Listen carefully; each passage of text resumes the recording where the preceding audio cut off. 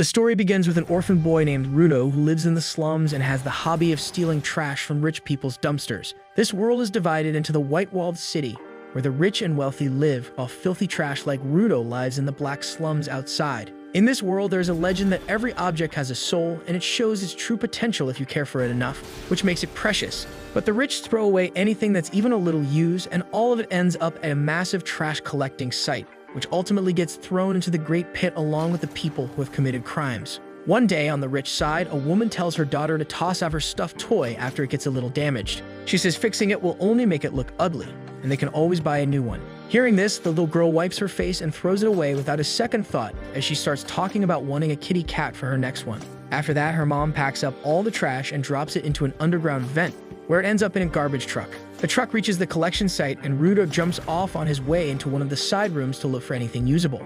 There, he accidentally makes too much noise for the guard to notice. The guard quickly breaks in and points his gun at the boy, asking if he is the infamous trash raider, and then smashes that alarm button to call for backup. Rudo grabs whatever junk is closest and flings it at the guards. A few rotten eggs splatter across their spotless uniforms, and that alone is enough to leave them frozen in place, too disgusted to react. While they stand there in shock, Rudo climbs back up the vent without even looking back. He reaches the surface near the exit, but his luck turns as the gate slams shut right in front of him. Before he can come up with a backup plan, more guards rush in and open fire. Rudo dodges through the chaos and sprints toward the wall. A bullet grazes his arm, but he still manages to vault over and disappear into the shadows. From behind, the guards shout that they can't let a kid get away, but by then, Rudo has already crawled through a sewer tunnel. Bruised and annoyed, he mutters to himself how ridiculous it is that the rich protect their garbage like it's some kind of national treasure. The next day, news about the trash raider spreads like wildfire. The elites find it hard to believe someone would actually go through the trouble of stealing garbage. When they spot Rudo's adoptive father from the slums, they look at him with disgust and say that slum people should just stay on their own side. On the other side of the wall, the poor people already know who is behind all the commotion, and they pray that the annoying kid kicks the bucket before he ends up driving the guards to them. But Rudo doesn't care at all and keeps fixing the junk he collected. Just then, his friend Chua shows up and scolds him for going after trash again because she's worried that something bad might finally happen if the trash management catches him. Rudo tells her the rich keep throwing out perfectly good stuff, and he simply uses that to make a living by fixing and selling them to the people in the slums who might actually appreciate them. Right then, a group of bullies shows up to make fun of him and say they finally found the source of the awful stink in the area. They even tell Chua to stop hanging out with him before she ends up smelling like garbage too. One of them knocks over Rudo's stuff and says no one's ever going to buy any of it. They mock his hands too and say they're so nasty he needs dirty gloves just to hide them. Rudo stays quiet through all the bullying, but the second they call him the son of a crazy murderer, something inside him snaps. The bullies start bragging about how the slums were built to trap criminals like him and how they're trying to fix that by earning back some respect. But they say Rudo's father ruined everything they've worked for with his serial killer reputation. Rudo gives them a nasty look that makes them flinch, so they throw in one last insult about how he'll probably turn out just like his dad, then run off in a panic. After they're gone, Chua walks up and tries to calm him down. She says she still believes in him. Then her eyes land on the same stuffed toy from earlier, and she smiles, amazed at how good it looks now. Rudo says it's not for sale, but just as he's about to give it to her, Chua's mom shows up and yanks her away. She scolds her for hanging around with that weirdo again. Feeling crushed, Rudo goes home to see his foster father, Recto, who starts teasing him by copying the way he acted in jokes about how Rudo was trying to flirt by giving the toy to that cute girl. Rudo turns red from embarrassment because he didn't even realize he was being watched. The old man brings up Rudo's trash diving and says they're not so poor that he needs to go that far. He asks him to leave that kind of work to him until he's older, and reminds him how dangerous it was last night. Rector thinks Rudo might feel like he owes him something for taking him in, but Rudo says that's not it. He just wants to do his part as family. The conversation shifts to Chua, and Recto tells him to be a little more honest with her. Then he notices the cut on Rudo's arm and starts patching it up. While doing that, he asks Rudo to take off his gloves too. Once he does, his pitch black arms are exposed. Rudo blames them on his real father, the one who was sentenced to death and thrown into the pit. He says he's had to deal with everything alone, getting judged for how he looks, and that his hands hurt all the time. But ever since the day Recto gave him those gloves, things have felt a bit easier. After wrapping up the first aid, the old man gently pushes him again to tell Chua how he really feels before someone else wins her over. Meanwhile, outside the house, a mysterious figure spends the night quietly watching them. The next day, after getting a quick lesson in how to smile from Recto, Rudo builds up his courage and heads off to find Chua. On the way, he catches sight of a man being thrown into the pit while people nearby shout cruel names at him. It makes him wonder what actually happens to the ones who get tossed down there. Just then, Chua greets him with a cheerful good morning. He quickly hides the stuffed toy behind his back, and she quietly mentions how sad it is that everyone's forced to watch the executions, even if they don't want to. She tells him she doesn't want to see him end up like that someday and says if he keeps risking his life, that awful future might actually happen. Rudo shrugs and says Recto always nags him about the same thing, but Chua just smiles and tells him that it probably means the old man cares about him as much as she does. The words slip out before she can catch them, and once they do, the two go quiet. Rudo's face turns red, but he holds out the stuffed toy and nervously says he hopes she'll like it even if it came from the dumpsters. Chua looks at it with sparkling eyes and says she'll treasure it forever. Blushing like crazy, Rudo spins around and races back, eager to show Recto and tell him everything.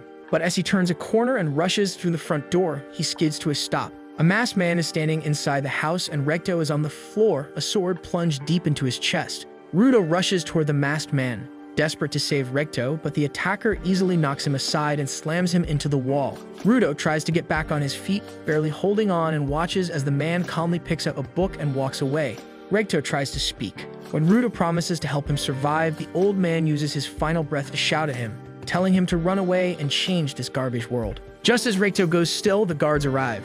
They take one look at Rudo, covered in blood, and assume the worst. Recto, the only person who ever treated him like family, is gone. Rudo tries to speak up to tell them what really happened, but one of the guards punches him in the face and knocks him out before he can say a word. Later, the slums are filled with whispers. A crowd gathers around the house. Some curse his name, calling him a monster. Even Chua is shaken and confused and wonders if he could really be guilty. Rudo is brought to the execution site. Tied up high above the ground, he listens in silence as a priest gives a slow, formal speech. The man says that a murderer has no place in their land and must be thrown into the pit. Below, the people begin chanting, treating him like nothing more than trash. Rudo can barely process what is happening. He scans the crowd, hoping someone might stand up for him. When he sees Chua, he gathers what strength he has left and cries out to her, begging her to believe him. He swears that Recto was murdered and begs her to find the real killer. But instead, Chua calls him a murderer, just like his father, and throws away his stuffed toy before running off. After that, the crowd starts chanting and calling him the scum of society. Seeing this, Rudo breaks down and starts laughing like a madman, thinking these people are the real scum with no minds of their own. Just as the head priest gives the order to throw him away, Rudo spots the real killer standing in the crowd. But by then, it's already too late. The guards drag him toward the pit, and as he falls, he quietly swears to make every single one of these people pay and drag them all to hell. During the fall, he suddenly feels something strange, and then everything goes dark. Later, when he finally wakes up, Rudo finds himself lying in a pile of garbage that smells worse than anything he's ever known. As he turns around, he sees a massive trash monster made from all the junk people threw down. Seeing that, he starts panicking and thinks that this must be what hell looks like. At that moment, Rudo remembers how, ever since he was a kid, he always found it strange that the rich kept talking about crime and filth, but never stopped to wonder what happens to the trash once it's thrown into the pit. That thought makes his blood boil. He gets angry thinking about all the fools who call him a monster, even though they have never seen the real monsters themselves. Back in the pit, the giant trash beast chasing him suddenly stops and lets out a loud roar. That sound echoes through the area and draws more monsters toward him. Soon, they start to surround him from all sides. As they close in, he wonders what these things even are, because trash should not be crawling around like wild animals. He barely manages to jump out of the way and keeps running, but ends up tripping and landing face first right beside a rotten skull. His whole body hurts, and the situation feels hopeless. Fueled by frustration, he curses the people who threw him down here. Just then, the pile beneath him gives out and he falls again. When he hits the bottom, his body is covered in scrapes and bruises, and the air is so filthy that every breath feels like it is cutting up his lungs. He tries to cover his nose and looks around for even a small place to rest, but it finally hits him that there is no safe place here, and the only thing still alive in this world is the garbage itself. Rudo coughs up so much blood that even the trash monster seems to hesitate, slowly creeping closer to put him out of his misery. In that moment, Rudo thinks this is the end he deserves. But just as he's about to pass out, he sees Recto's final moments flashing in his mind. That memory jolts something awake inside him. Suddenly, he sees glowing objects scattered all around. Without thinking, he reaches for the closest one, which turns out to be a crowbar. As he grips the handle tight, he looks up toward the sphere where he once lived and starts making a revenge list in his head. Every person who ever treated him like garbage makes the list, but at the very top is the man who murdered Recto and walked away without a care in the world. With a burst of strength, he swings the crowbar and smashes it into the trash monster. He swears to himself that he's going to stay alive, no matter what it takes, just so he can beat the guts out of that criminal. Not far from him, a man sitting on a throne made of garbage watches the scene unfold. He leans forward, impressed to see a newcomer charging in while covered in blood from head to toe. Rudo shouts that the monster stinks worse than Recto's farts and lands a solid hit, but the beast strikes back hard. It slams him into a nearby tower and nearly crushes him under the rubble. Before the dust can settle, Rudo grabs a bigger metal rod and throws it like a boomerang straight at the monster's face. Just then, one of the monsters jumps out from below and lands a hit, leaving Rudo in such bad shape that he can't stop coughing up blood. As the creatures move in to finish the job, something inside him surges again. Right before they pounce, he locks onto them and fights back. He cuts off their arms and grabs a steel plate and slices one of them clean in half. The monster explodes behind him as he walks out the other side. With the danger gone, Rudo falls to his knees, completely drained and once again feeling hopeless. But his bad luck isn't over yet. A bigger, nastier monster spawns behind him and lets out a roar that summons even more backup. Rudo takes off across the hills of trash, but the monster slams the ground and sends out a shockwave that launches him through the air like a rag doll. When he opens his eyes, he sees a strange man holding an umbrella over him. Confused, Rudo stares as the masked man calmly lifts him up by the hood and tosses him aside, which makes him cough up even more blood. Without saying a word, the man straps a breathing mask over Rudo's face to help him recover, then steps forward to shield him like a hero. Still trying to make sense of what's happening, Rudo throws out a bunch of questions. The man simply holds up a hand to signal him to hutch, which only makes Rudo more irritated. The guy politely tells him to stay quiet again. Rudo gets louder and demands to know what kind of nightmare they're in, but the man says they're not underground and seriously asks him to calm down. Not able to hear the masked guy's voice, Rudo shouts that he doesn't understand a word. That finally pushes the man over the edge and he yells back, calling Rudo a brain-dead monkey who needs to stop screaming. He gets mad because now every monster nearby is heading their way thanks to Rudo's loud mouth. Then he explains that these creatures are called trash beasts, and unless they're taken out with a special weapon, they'll just respawn. As the monsters draw closer, the masked man keeps talking like it's no big deal. Then, right before the creatures strike, his umbrella begins to glow and sharp blades pop out from the top. Without warning, he spins the umbrella and slices the trash beast into tiny pieces that scatter through the air. Rudo watches the shredded parts turn into dust and realizes that the umbrella is one of those special weapons the guy was talking about. But there's no time to think.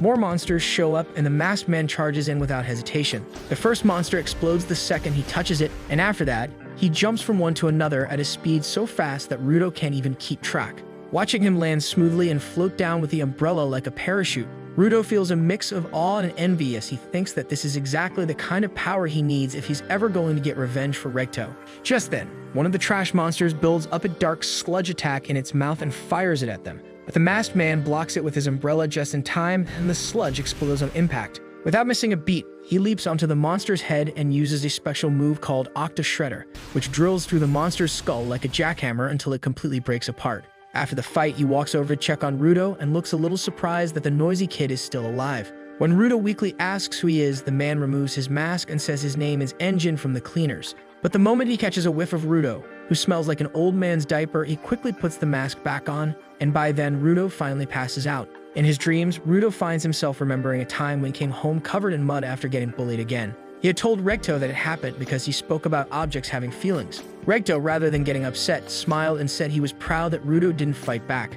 But Rudo still looked at him and said he believed that things people take care of do come alive, just like Recto once told him. Hearing that, Recto scratched his head and admitted the story wasn't meant to be taken literally, explaining that it was just an old legend to help kids understand the importance of looking after their belongings. But Rudo didn't seem to mind and looked around their cluttered little home before asking if all the things around them had a soul too, and that made Recto chuckle as he looked at the curious boy in front of him. Back in the present, Rudo wakes up and finds himself tied up in chains. He immediately starts cursing Engine for tricking him, but Engine calmly replies that it's a pretty rude way to talk to someone who just saved his life. He explains that the only reason he tied him up was because there was no other way to carry in while he was passed out. Hearing that, Rudo tells him to untie him now that he's awake because he has more important things to do. He says he needs to find the scumbag who murdered Recto and get revenge. Engine pauses for a moment before giving him a bit of a reality check, saying that going back isn't possible right now. He explains that the world Rudo came from is called the Sphere, and it floats far up in the sky, constantly moving, which makes reaching it impossible for now. Rudo catches on to what he said and points out that the word now means it might still be possible someday. He gets fired up and starts yelling at Engine to tell him everything about the Sphere, the monsters, and the strange power he used. He says he's not going to stay quiet until he gets all the answers he needs to make Recto's killer pay. Tired of hearing him yell non-stop, Engine finally loses patience and tosses his mask aside, telling Rudo it's time for him to learn what the pit is really like. Without explaining anything, he grabs Rudo and drags him like a dog across the wasteland until they reach a deserted area. There he throws him out into the open and tells him to enjoy the stay. Rudo starts yelling that he hasn't even been told what the lesson is supposed to be, but he quickly goes quiet when he notices a group of masked people staring straight at him. One of them, a guy in a red shirt, starts going wild the moment he sees a kid. He drools a little and wonders out loud if this is his lucky day. Taking a good look at Rudo's clothes, he guesses the kid might be from the sphere, although the others are skeptical. Red Shirt asks where he came from, and when Rudo says he fell from above, the whole group throws off their masks and rushes over to him, practically bursting with excitement. At first, they think he's lying because a real spherit shouldn't understand their language, but Red Shirt leans in and touches Rudo's face just to be sure, which creeps him out badly. Then, out of nowhere, Red Shirt apologizes and offers to unchain him because he feels bad for what Rudo must have gone through. For a moment, Rudo starts to believe he might have actually found some decent people, unlike Engine. That changes real fast when Rudo finds himself scammed and tied up in the back of a truck. The masked gang watches him struggle with big smiles because spirits like him are worth millions, and they can't afford to let him go. Then Red Shirt makes a creepy face and explains why people are willing to pay so much. It all hates spirits for dumping endless trash that poisons the air and makes life harder down here. Just breathing hurts, and monsters that don't die destroy homes and crush families. So when someone from the sphere shows up, the only thing people want is to make him suffer for as long as possible. After saying that, Red Shirt gets excited to torture Rudo, but for now, he needs to keep him alive. So he stuffs rotten food into his mouth just to see him suffer, thinking it must be pure agony for a spoiled kid from above. But to his horror, Rudo skins the flesh off his fingers with his teeth, eats the disgusting food like it's nothing, and glares back. Tired of being mocked and given dumb nicknames, Rudo gets so angry that his gloves activate. He breaks the chains and says he's done taking trash from anyone. Watching from a distance, Engine confirms what he suspected. Rudo is a giver, one of the rare humans who can bring objects to life. The gang panics and tries to tie him up again, thinking the chains must be his weapon. But Rudo shuts them up when he transforms a nearby tire, shocking everyone around him since givers aren't supposed to have more than one object. After he takes out the rest of the thugs, Rudo moves in to finish off Red Shirt for good, but Engine steps in and stops him just in time. That moment snaps Rudo back to his senses, and he suddenly remembers Recto's words about taking care of his gloves. Engine realizes he pushed the kid too far and apologizes, saying he only wanted to see if Rudo truly had the power. Now that he knows the truth, he promises to tell Rudo everything if he agrees to fight alongside the cleaners. Later, in a dry and broken wasteland, a guy sitting on a rooftop sighs when he gets a message from Engine. But Engine promises he's found a real natural talent who is lost in no man's land. While a bald doctor patches up Rudo, Engine tells the man that he's never seen powers like this before and says he'll introduce the recruit soon. Rudo quickly cuts in and says he never agreed to join anything, but before he can keep talking, the bald woman shuts him up. She scolds him for being a lucky brat who would have been dead if he had breathed that toxic air any longer. Since he also got kidnapped, she says he should be on his knees thanking the nice blonde guy. Then she kicks them both out, and her yelling is so loud that Rudo slams the door in her face. He tells Engine he's thankful for covering the bill, but right now, all he wants is information. He says he doesn't have time to get caught up in any gang. Engine calmly reminds him that he's a spirit and he's already seen what happens when people like him get caught. Then with a straight face, Engine says this isn't the kind of place where people just hand out information for free. He takes Rudo into a neon city that looks like something out of a cyberpunk dream and buys him a Big Mac. As Rudo wolfs it down like he hasn't eaten in days, he can't believe it. He thought the pit was just full of trash, but here's a real city with real food. Engine asks his name and says it's pretty manly. Then he gives Rudo a quick rundown of life on the ground. He explains that it's not just piles of trash they're dealing with here. There are piles of dark feelings too, and the people here call that energy anema. Engine explains that anema is a kind of energy, and when it builds up too much, it can cause serious problems like turning into trash beasts. These monsters usually live in the dumps and attack people on sight, but every now and then they sneak into cities too. Hearing that, Rudo asks why people don't just stay locked up in cities where it's safer. Engine says that ground folks care too much about their freedom to hide away in one place forever. Then he tells Rudo that normal weapons don't work on trash beasts because their cores are made of anema. That's where Rudo's glove powers come in. As Rudo looks down at Recto's gloves, Engine explains that when someone takes care of an object for a long time, it absorbs their emotions and memories. That builds up anima inside it, and the object becomes something called a vital instrument. Just like how a chef has a favorite knife or how some people treat their old gear like treasure, these tools can turn into powerful weapons. Vital instruments are strong enough to destroy the core of a trash beast, but they're not easy to use. Most people can't even activate them. That's when Rudo realizes he's one of the rare few who can, and Engine says people like them are called givers. Seeing how serious this is, Rudo thinks back to what Recto always told him and finally understands it wasn't just a silly story. Engine puts it simply and says that the cleaners fight to keep the trash beasts out of the city, and right now they're short on givers, and that's why he wants Rudo to join the team. Rudo asks if Engine will really teach him how to climb back up if he agrees to join the team. Engine shrugs and finally admits he actually has no clue if going back is even possible. That makes Rudo angry, but Engine quickly adds that maybe his big boss knows something about it. Then Engine notices the worn-out gloves on Rudo's hands and gets curious. He asks who gave them to him, and Rudo quietly replies that they came from his father. Engine nods and says the rich never seem to get it. If something really matters, you should take care of it. He looks at the gloves with respect and says they definitely have a spirit in them. Hearing that, Rudo starts thinking about the past, but as Engine turns to leave, Rudo stops him and says he should have mentioned it earlier, but he really does owe him his life. Engine accepts the thanks and tosses him a sack of money, telling him to spend it wisely. Surprised by the amount, Rudo asks if he's really okay handing it over.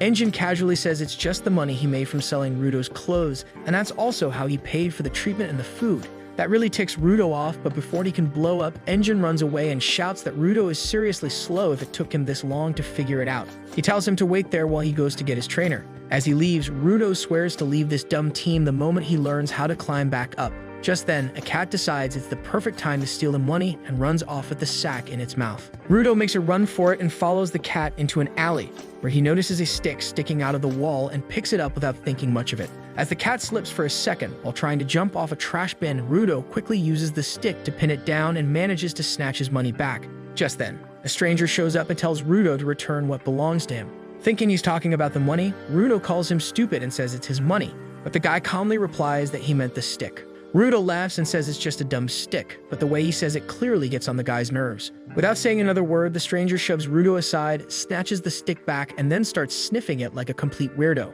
That's when Rudo notices the emblem on his clothes. It's the same one Engine wore. That's when he realizes he might have picked a fight with the wrong person. Before he can say sorry, the guy powers up as a giver and slams the now glowing stick into the ground, his blue light flashing in front of Rudo as the man tells him to get ready for what's coming. The man calls the boy by his name and says that Engine already told him everything. Then he adds that he's part of the Akuta cleaners and has been assigned to train this newbie. He introduces himself as Zanka Nijuku and gives Rudo a quick reminder not to mess with things that belong to others. Rudo explains that he only used the stick to get his money back from a thieving cat, but Zanka doesn't look impressed. Instead, he tells Rudo to pass a message to his father, saying he didn't raise him right. That one really hits a nerve. Rudo's face tightens and it looks like he's about to snap. But then he remembers something, a quiet moment with Recto, where he told him to stay calm when things get heated and try to think about how the other person might be feeling. As that memory plays in his head, Rudo takes a deep breath and slowly cools off. He figures Zanka's probably angry because he did take something that mattered to him. And honestly, if someone tried to take his gloves, he'd be mad too. So following his dad's advice, Rudo swallows his pride and gives a quiet, honest apology. He says he never meant to steal something important, and that seems to settle the air a little. Hearing that, the glow around Zanka's staff fades away. He says it's fine since Rudo gave it back and even apologized. Then he admits he got a little too worked up and didn't mean to scare his new student. Rudo stands there stunned, not just because he avoided getting smacked, but because it's the first time one of Recto's lessons actually worked. Zanka offers him a hand, saying they'll be comrades from now on, and pulls him to his feet. After that, Zanka asks what weapon Rudo uses and what kind of power it has. Rudo scratches his head and says he's not exactly sure. Even so, Zanka says his gloves look pretty cool, which completely stuns Rudo. He suddenly remembers how Recto always told him to stop looking like a serial killer and try smiling more. So right there, he does his best to smile just like he practiced before. Zanka stares at him in shock. The next second, he goes wild, yelling at Rudo for disrespecting him with a face like that. Rudo panics and tries to explain that it was actually a smile. Zanka shakes his head and says that was the creepiest smile he's seen in his life. Thinking maybe it's a problem with his eyes, Rudo tries again with a new expression, but this time it's even worse. Seeing that, Zanka's jaw tightens and he asks if the kid wants to fight. The two start bickering like kids in a playground until Zanka gets serious. He tells Rudo that talent isn't enough. You can't just work for your own goals while others risk their lives every day to protect people. And if Rudo isn't even ready to talk about what he's fighting for, then maybe that goal isn't worth much either. Hearing Zanka call Recto's final wish worthless, Rudo finally snaps and tells him to shut up. He says he's dead serious about this and won't let anyone talk down on it. Zanka smirks and says he could tell from the moment they met that they weren't going to get along. Rudo agrees and raises his weapon, ready to prove his point. That's when Zanka notices something strange. Rudo isn't just using his gloves, he's holding another weapon entirely. Something clicks for him that Rudo might have the power to turn anything he touches into a vital instrument. Zanka laughs, saying this kid is way too broken, but it still doesn't matter.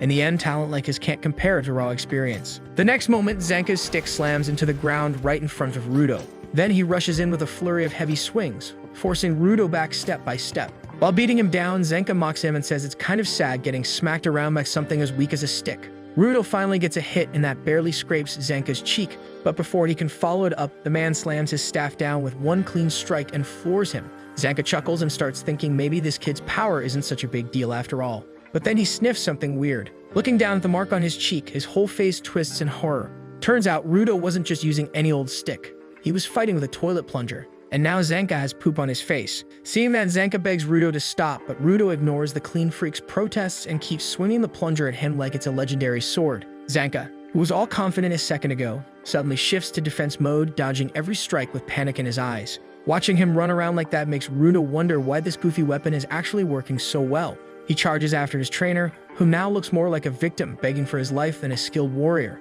The chase goes on until they burst out of the alley, and right then, the same cat from earlier jumps in and makes Zanka slip on the ground. Rudo swings again, and this time the plunger splashes straight onto Zanka's clothes, leaving him soaked in filth and completely defeated. After some time, Engine pulls up and casually asks if he's late and if the two have already become best friends. As they fill them in during the ride, Engine laughs so hard he nearly crashes the truck and jokes that Rudo sealed the deal with a full-on poop barrage. Zanka sits in silence, covering his face in shame, while Rudo stays hunched over in an awkward pose, slowly realizing how silly the whole fight turned out and how cocky he had gotten. Trying to lighten the mood, Engine turns to Rudo and says that Zanka is actually a solid guy and will be his teacher from now on. Hearing that, Zanka's mood shifts slightly as he perks up a bit, clearly pleased with the praise. Just then, a red-haired girl named Rio pops up in the back seat like she's been there all along. She says she got curious and wanted to see what the fuss was about, and starts playing with Rudo's hair like they've known each other for years, while Rudo sits there confused,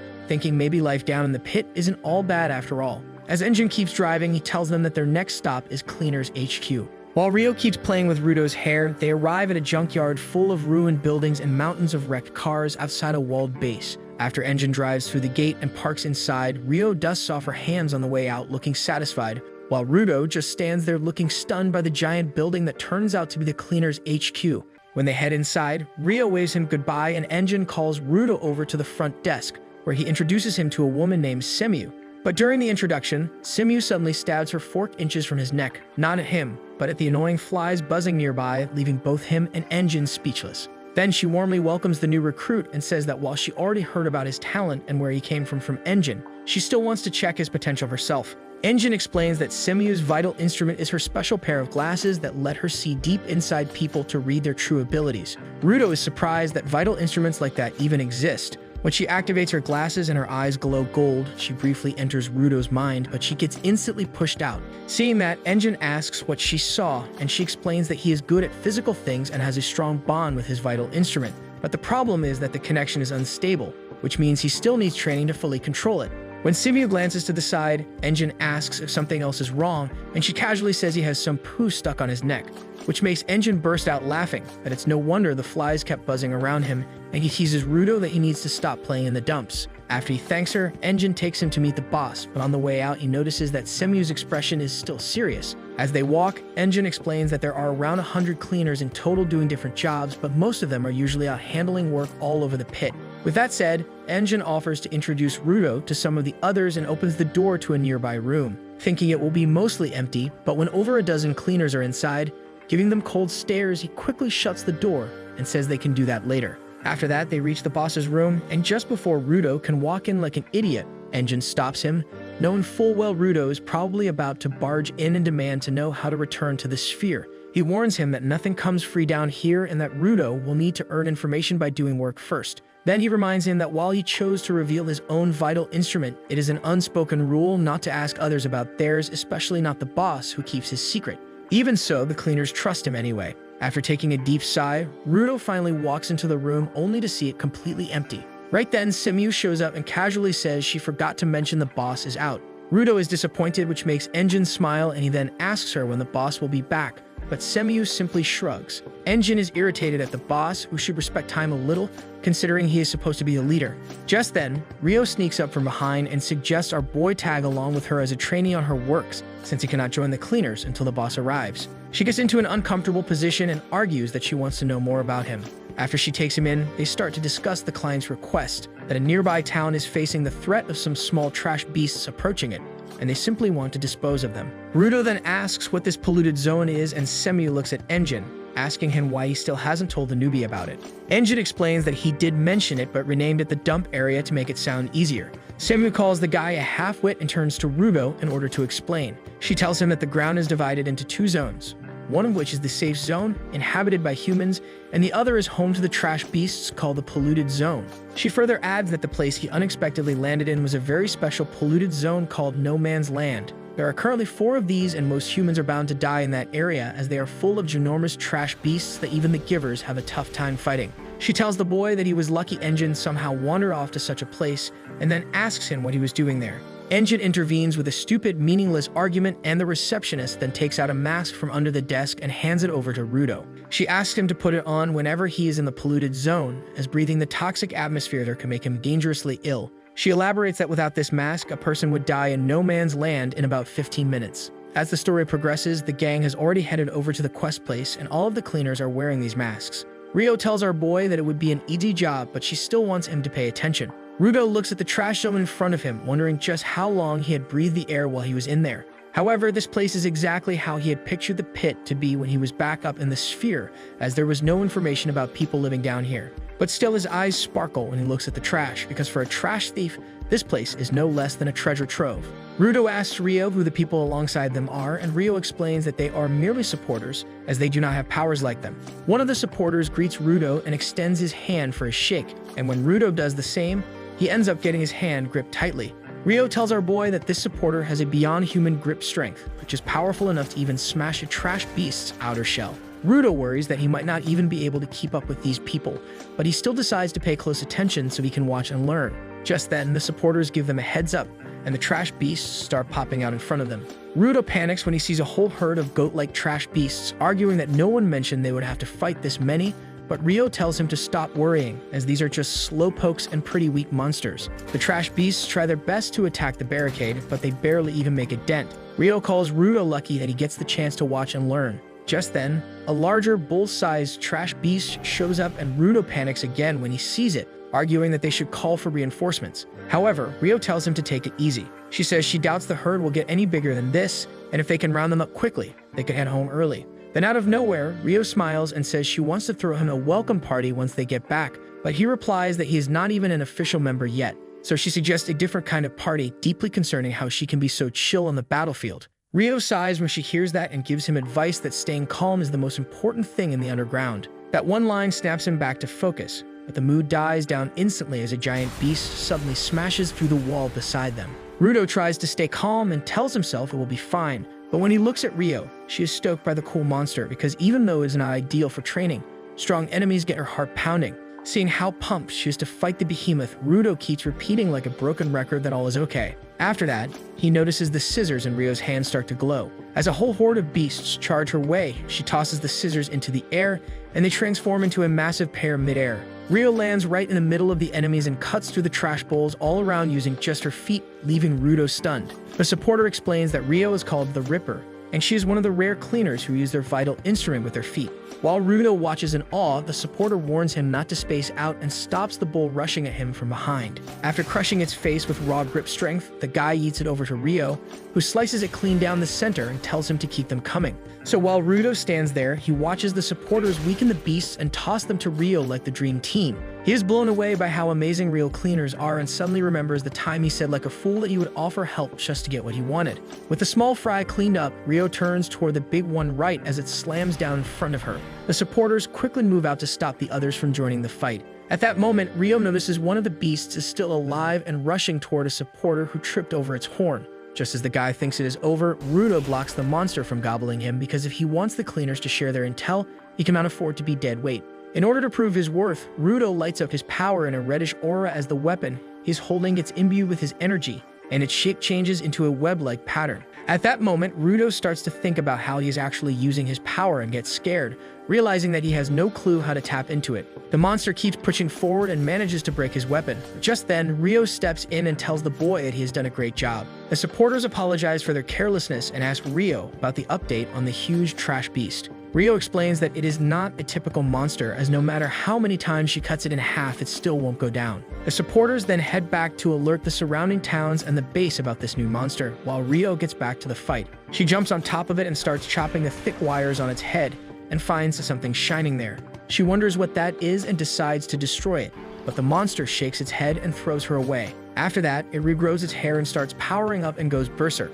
The impact of the beast's attack shatters the ground as its attack reaches Rudo and the other cleaner. Rudo barely manages to dodge and ends up falling down into the pit created by the monster's attack, while wondering how useless he is right now. Just then, a supporter picks him up and makes a run for it. While he runs away, he cheers Rudo up by telling him to continue working towards his goal once he has decided upon it. Just then, Rio manages to spot the monster's weak point and strikes through the shining spot on its head with her massive clippers and finally takes it down. After the fight, she meets up with Rudo and the supporter and explains that the beast stopped moving when she stabbed through this rusty cutter, and this makes them wonder if it's a vital instrument and what it's doing inside a trash beast. At the same time, Red Shirt, who had been knocked out by Rudo, wakes up in shock to find a mysterious person sitting in front of him on a sofa. He asks who he is, but the man ignores the question and instead demands to know the location of this ferret boy. Back at the cleaner's HQ, Zenka feels sleepy as he walks to the cafeteria and becomes surprised to see a party going on inside. He goes up to Rio and asks why everyone's up so late, and she replies they are throwing Rudo a welcome party, though most of them look like they just came to drink and blow off steam. Then he looks around and finds Rudo looking depressed with his face stuck to the table. Zenka notices that the guest of honor isn't even happy, and Rio explains it is because he couldn't use his vital instrument properly on the mission, and Zenka thinks he is pretty lame. After that, he asks Rio about the strange trash beast, and she explains that its core wasn't a normal item like usual. Instead, it was powered by a vital instrument, and this is the first time a vital instrument has spawned a trash beast. She says that she isn't sure what to do about it, so she stopped thinking about it, and that it's a problem for the higher-ups now, which means she can go home and enjoy dinner. Zenka is not surprised by her attitude, and she tells him that Engine and Simu will be coming soon as well. At the same time, Rudo silently stares at his gloves when a supporter named Grizz joins him at the table to thank him for his help. Grizz lets Rudo know he could see the effort he put in the fight, but Rudo says he did not do anything.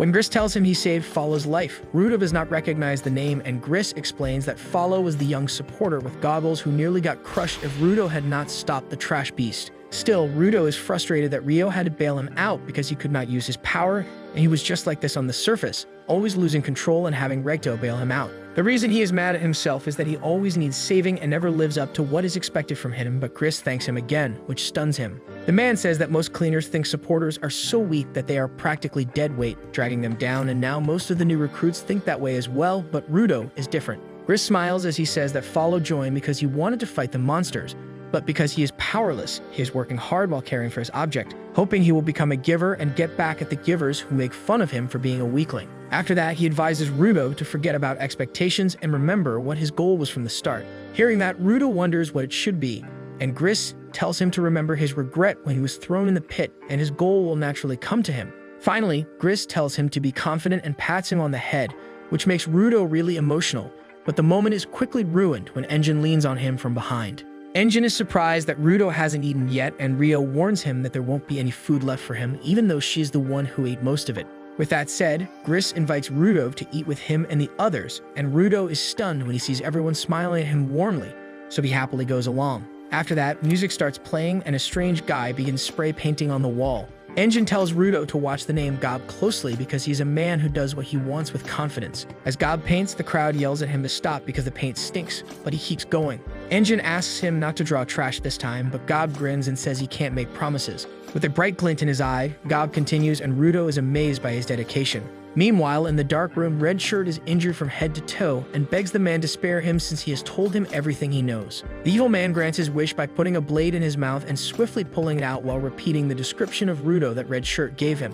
Later, when Semu gets back to the reception, she receives a call from a client and then calls in Zanka and Rudo, along with the supporters, to brief them about the request. Zanka complains to the receptionist about sending Rudo along since he has yet to officially join the cleaners. Semu replies that she has specifically called in Rudo because the request quest is quite related to him. She explains that a merchant got robbed of his cargo by a trash beast while traveling through the polluted zone and has now asked them to get his stuff back. She adds that the client is living with some spirit just like Rudo, which is why she thinks it might help Rudo get a hint about his way back to the surface. Grizz realizes that Rudo might be worried and tells him that he has the choice whether he wants to go or not. Rudo looks at his gloves thinking he might just end up getting in others' way, but still decides to take a shot at it and replies that he is ready to tag along. When Semu feels that Zanka might be uneasy, she finds a way to motivate him by telling him how Engine responded by saying that Zanka can handle everything. This changes the mood for Zanka as he cheerfully takes the role of a leader. On their way to the mission, Rudo asks Gris if he doesn't carry a weapon, to which Gris explains that he does have a spare knife,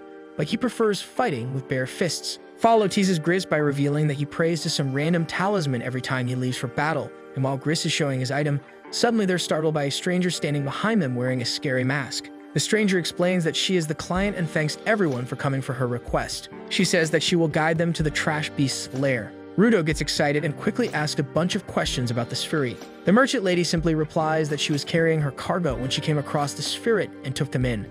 But since they were unconscious, even she's worried about them. Rudo makes a serious face and asks if she plans on selling the Spherit. The merchant lady denies doing any such thing and makes it clear that she only has interest in Spherites. While the group follows the merchant, Zanka feels everything is suspicious since the trash beasts usually attack humans on sight and wonders why one would go as far as kidnapping a human instead of obliterating him. Just after a few steps, the merchant points at a building telling everyone that this is where she came across the trash beast. Zanka asks everyone to gear up since the trash beast could be hiding anywhere. Just as they hesitantly enter the building, they see someone at the opposite end, but before they can react, the merchant lady starts pushing them in that direction. By the time everyone realizes that the person at the opposite end is just a doll, it is already too late and the floor collapses, making everyone fall down while the merchant lady jumps back. After Rudo recovers, he wonders why the floor suddenly turned into mud, and the girl politely asks if they are fine. Gris angrily asks her where the Spherit she mentioned is, and she grins as she points at the Spherit in front of them and melts into mud. Then two shady figures walk toward them with purple lamps, and Zanka realizes it was all a trap by the raiders to catch the Spherit they are after, who is Rudo. Rudo gets confused about what raiders are, and Gris explains they were just petty bandits in the past. But their tactics changed over the last few years after they began doing secret experiments, and the worst part is that they are all strong givers. Then he orders 3 of his men to find an escape route while he and Follow support Rudo. After that, he tells Zanka the strong ones are all his, making Rudo worried for a moment, but when Follow yells at him, he decides to run away with the others. As they run, Rudo says he can take them on, but Gris tells him raiders are no average kidnappers, and he has no idea what the raiders are capable of, which makes Rudo frustrated. At the same time, Zanka says he already knew it would not take long for the raiders to figure out there is a Spherit among the cleaners. He is surprised they found him so soon, but it makes sense since selling him could make them rich for a lifetime. However, the creepy lady reveals she has no intention of selling him. Instead, the raiders want information about the sphere, and the best way to get that is to ask a Spherit, especially to know how he survived crossing the barrier alive. As Zanka takes off his mask, he says he couldn't care less about the sphere and confirms there aren't any trash beasts around. The lady confirms it as she summons her mud dolls, and after seeing her power, Zanka quickly figures out that the ground turning into mud was her ability. Zanka quickly activates his vital instrument as he argues that dealing with her squishy mud marionettes won't be hard for him. The lady raider hides her other companion inside her mud monsters, and Zanka gets attacked from behind by him. Her companion mocks Zanka for forgetting him because of his overconfidence, and just then, the lady disguises the other raider back in her marionettes and plays a hide-and-seek game where Zanka has to figure out which one is actually him. Zanka moves his weapon in all directions, hoping to catch the other raider, but each time he ends up beaten up and finally gets pushed to the back. He gets very angry and makes a futile attempt to close in on the lady, but gets trapped in her mud. She explains how she has turned many parts of the ground into mud so that you won't be able to move much and will get stuck. The lady makes it clear that Zanka is the only one here who actually stands a chance against her, and once she deals with him, there will be no one in her way to kidnap the Spherite. Zanka shuts off the lady as he loudly states that her stupid tactics are irritating him a lot. It seems he has figured out her strategy and explains how she simply uses her shovel to control the mud, while her companion uses a vital instrument to deal damage. He adds that her companion is wearing snowshoes, which let him walk on the unstable ground, and now that he has figured out their tactics, he feels excited to take them down. The lady takes it as in mockery and warns Zanka that things are going to get tougher for him, but he stays confident and replies that he knows his vital instrument much better since he smells it and trains with it daily. The lady gets irritated by his long speech and sends her mud monsters to attack, but Zanka quickly picks up his rod and strikes it on the ground. He uses the sonic vibrations to locate the raiders and then dashes directly toward them, taking them both out in just a moment. As the lady goes down, all her pet monsters turn back into mud, and just when Zenka gets a bit cocky, he senses a strong presence behind him, which happens to be the evil man who was torturing the red shirt before. But that's where this video ends. Remember to like and subscribe to the channel. Thanks for watching, and I'll see you next time.